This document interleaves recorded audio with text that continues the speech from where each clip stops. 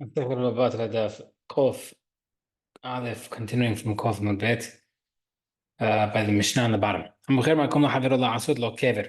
Someone sold a property to his friend to make a crypt, like a place where people get buried underground. وكان مكمل له حفر الله عصود a contract to build it as well. You have to have the following standards. The inside of the crypt of the main part should be 4 by 6 amot.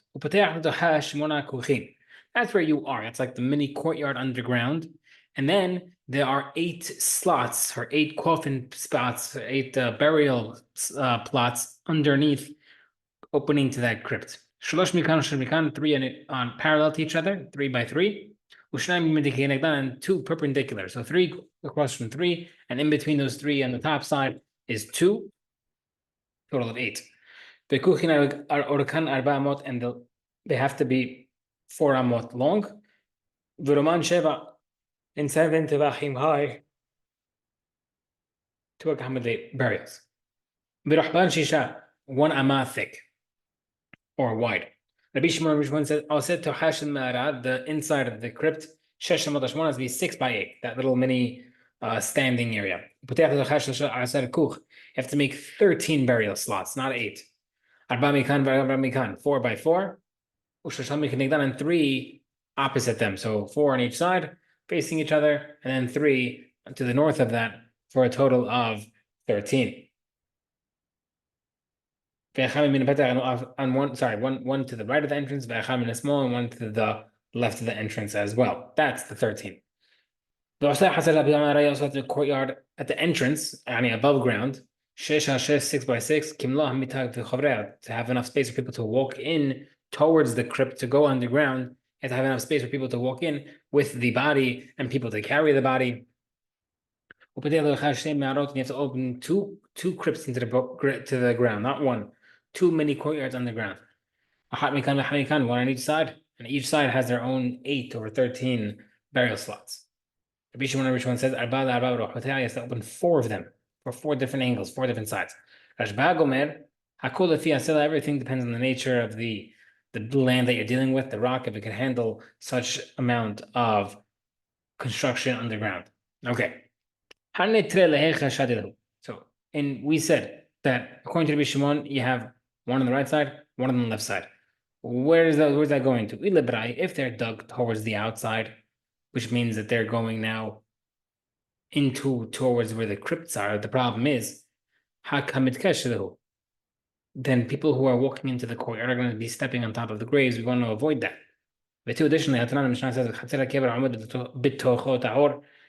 someone standing in the courtyard of the crypt, they're tahor, which means there's no bodies there. So if you're saying you're digging underneath, then you are having a body there, and it will become tameh. So obviously you can't have a burial slot going underneath where that main courtyard underneath the crypt, underneath the ground. God, very interesting idea. He makes them vertical. Those 2 extra recesses, according to Rashbag, those 2 extra burial slots are not buried horizontally, they're buried vertically, standing up. Where it says, everybody's wondering, is that possible? People are not buried standing up. Good job. That's how we bury animals, how we bury donkeys. We don't bury humans like that. Okay, different answer. He makes them on the corners, going diagonal. If that's the case, because the width of each burial slot is an amah wide, and you already have one going up and one going left, you want to make one in between on an angle, it won't fit. No problem. Don't worry about it. That angled one, that diagonal one, will be deeper underneath, so that the burial slots won't be touching the other one. If you don't say this, if you don't say this concept that you have different heights of burials, then how do you do that 4-pronged burial crypt? Rabbi Shimon mentioned that there's 4 of them. You walk underground, and you have 4 different angles. Each of them have 13. Because if you don't bury them under different heights, then they're definitely going to have intersecting. So we would explain the case that we're talking about a case where you are burying deeper underground, and that's how you avoid touching each other. Regarding the four trips according to Rishimon, David Loki Haruta, he makes them fanned out like a palm branch. They're all buried on angles. So therefore, it's not straight, right, left, up, down. They're all buried like a fan, like figure like a can't think of a better one. Like a fan. There's different branches, like branches of a lulav, straight out, like diagonal. Palm branch, exactly what it says, sorry. But we don't hold like this. It's impossible. Mifti, because it doesn't mathematically make sense. Every ama of one side of a square. That is an ama and 2/5 of the diagonal. Right? So if you're taking the diagonal of a square, which is an ama of a square, and the diagonal of that makes an ama and 2/5. If that's the case, if you are digging and alongside, that means you're going to have from the 8 amot long wall, according to the Shimon, which is 8 times 1.25, 1.2 rather, it'll equal to 11 1/5. And therefore, and how many burial slots you have to have? 8. Now, the problem with 8 is you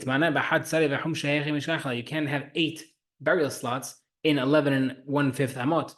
You would need 15 because each one needs to have a space in between and the width of an amah. Here must be that this rabbi is incorrect. Next, a different answer actually. Easy answer actually. Is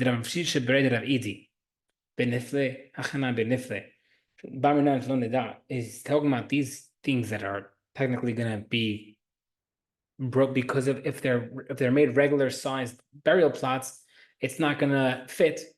No problem. Those ones that you have a problem with are not meant as regular burial spots. They're actually meant for stillborn babies. Those type of burials, you don't need a big space. All you need is a small spot. So over there, it'll be a tiny little burial spot for that burial. And it's not a regular burial spot, and therefore they won't intersect, and therefore you have no problem.